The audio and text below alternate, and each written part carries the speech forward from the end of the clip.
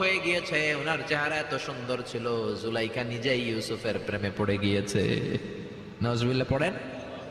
জুলাইখা বলে, ইউসুফ আমি তোমারে ভালোবাসি। ইউসুফ কয়, আমি আল্লাহরে ভালোবাসি।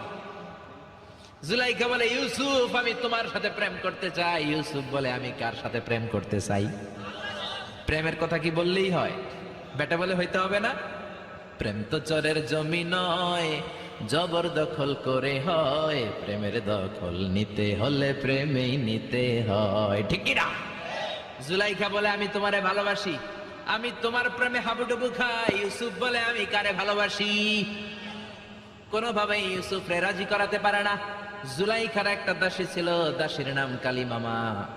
জুলাইখা কালিমামারে বলে, ও কালিমামা, কোনোভাবে ইউসুফরে বুঝাতে পারলাম না। একটা কাজ করবা, আজ রাত 12টার দিকে আমার গোপন কক্ষে নিয়ে আসবা।